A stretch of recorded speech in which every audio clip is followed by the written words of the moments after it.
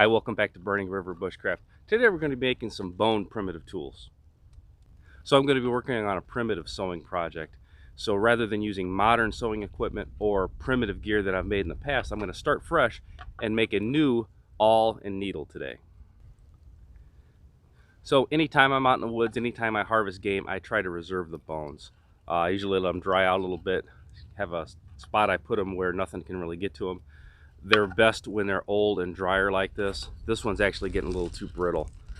So they can be in a too bad of shape from being in the sun. But this is a pretty good solid bone here. It's dried out. Some of the other ones I got, they're a little fresher. They've still got some meat and stuff hanging on them that's dried. But this is about ideal to start with. So we're going to be working with hide here. And the needle I'm going to be making is going to be like a canvas sail needle. So they're kind of big. If you've never seen a sail needle before, it's kind of a flat triangled needle. This is a longer one. It's got more of a hook to it.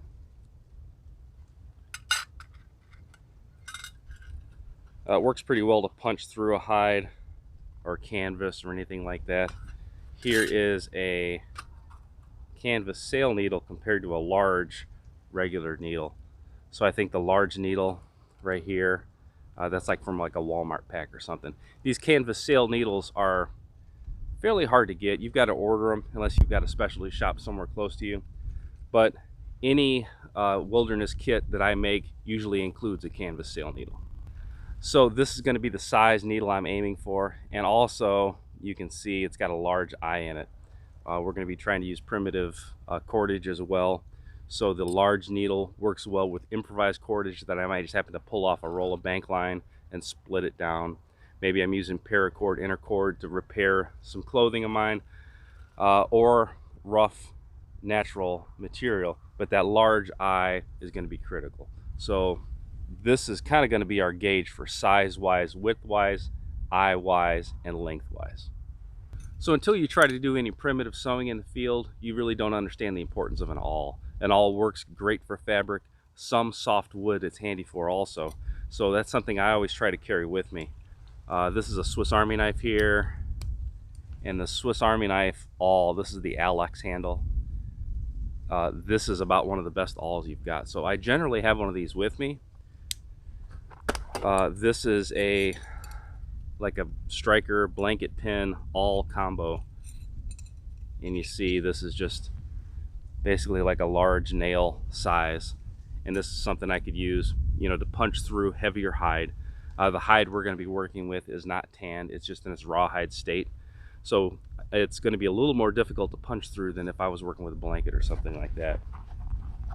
And probably the best awl to use for wilderness use, so you don't have the complexity of the Swiss Army knife where something could break, because you do actually have to bear on these things pretty hard. This is the crooked awl. So I've just got a handle fitted up into this one. If I can get it apart here. Here we go. So you could carry something like this, something relatively small. This one is pretty much a true awl, double on both sides. Some of them are rounded on one side and square on the other. I've made these that are smaller. I've made these that are a lot larger. The larger ones are more comfortable, and if you're careful, you can use this just as is. Just pull it out of your pack. I usually carry a cork or something on either end to protect it if I don't have the handle, but having a pre-made handle just makes the awl that much handier to use. And it all just locks into place. I don't have to worry about one end stabbing me or stabbing through my gear. So in lieu of not having a steel awl like this, which is a very popular trade item in the frontier, we're going to be making one out of bone. So again, I'm going to be looking for about this diameter. This is probably going to be a straight shanked awl. I might use one of the socket ends of the bone as a grip so I can bear and push through. So that's basically what we're going to be starting with today. So getting back to our raw materials, this is a leg bone here. This is probably a deer leg bone. This is nice. This is a heavy duty bone. This is going to be pretty much ideal. So I'm going to start with this and we'll work our way out from this point. The scapula is a little bit thinner. This would not be my first choice for an awl or a needle, but they do make great scrapers for hide scraping. If this bone's a little brittle, if this was a greener bone, it would work well for digging. Also, you can see how this kind of would make a hoe, either handheld or I can mount this on a stick. This flat area of the bone itself is also what I like to make broadheads out of, or bone points. So important to note, in my area, I don't really have a lot of flint. Ohio is known for flint, but it's all in southern Ohio. The glaciers came through and pushed it all way out of my way. So I have a lot of sandstone and sedimentary rock around my area. So in my particular area, flint, obsidian, all that stuff is something that you would have to trade for. Just like right now, I would have to order that stuff. But bone tools, slate tools, things like that, that's something that the indigenous people in my area would have to use. All right, so these bones are a valuable resource. I save them when I have them from whatever animal I happen to see or I'm able to harvest. So you can see some of these are kind of all shaped right from the get-go. I might be able to work something like this fairly easily. And again, I've got a scapula here. I'm not exactly sure what this is. But either way, a lot of options here. Now I'm primarily going to be using a knife with this to baton through. I'll be using the 90-degree spine on the knife to do a lot of the stock removal. And then I've just got a sandstone abrader here. This one's coarse, this one's pretty fine. If I did not have my knife to baton through this bone, I would just smash it with this hammerstone, and I would just have a lot more waste. So using this leg bone here, I'm just gonna go ahead and baton into the middle of it and see how it goes. Let's see here. There we go. So that's a good needle candidate right there.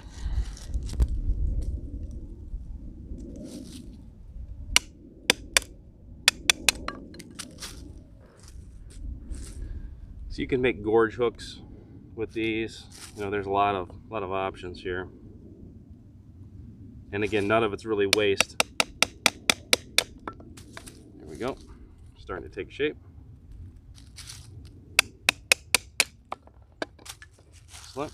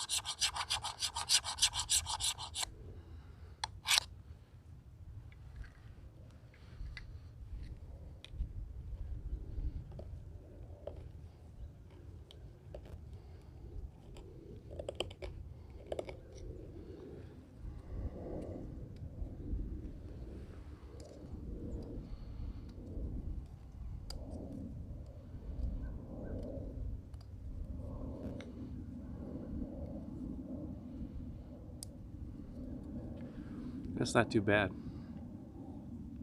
I'm gonna go ahead and not leave the point like it is, but I'm gonna refine it back a little bit more so I can just pierce a little bit more in case I have to do 2 layers of hide or something. So this little knife's working out great for this. I'm gonna try it with just a stone. I've used that in the past with pretty good luck.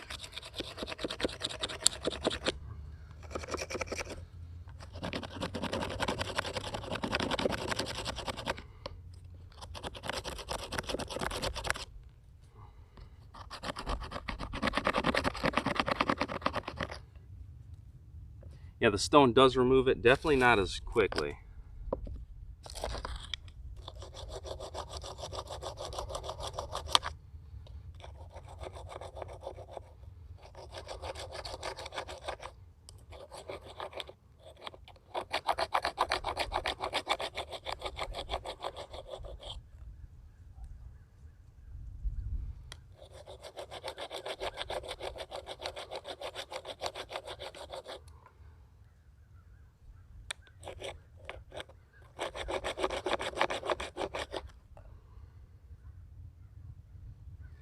So the flat stone's working out pretty well. So this all is usable right now. Any refining I do is just refining. If I just found a bone, had a project, you know, made this on the spot in 5 minutes, used the all up, broke it, done with it, whatever, threw it away, lost it, could care less. This is completely functional. This ball end of it here, or the socket end, makes a great handle. You know, there's no wrap on this, there's nothing fancy. These tools aren't supposed to be fancy.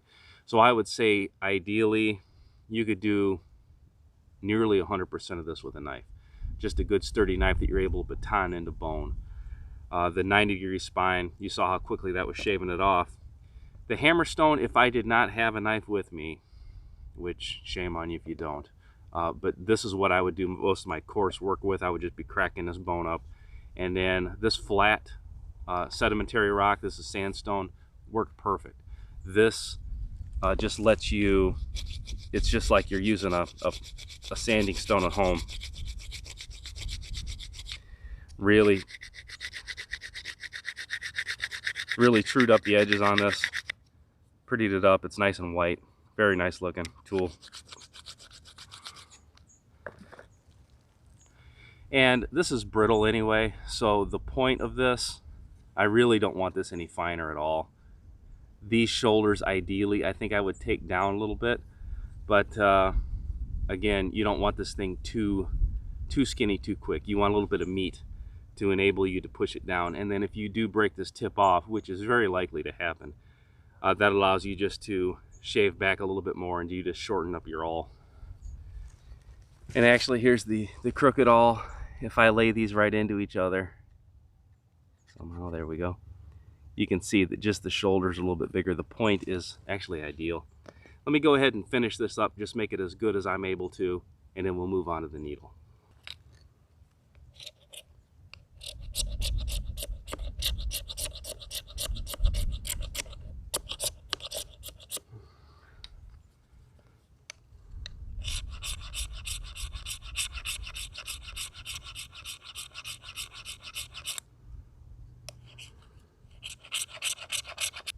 Here we go. I'm happy with this. This is nice and clean. It's a good hard bone. I mean, I'm able to dig into this old stump pretty easily. So this will work just fine for awling holes into the hide.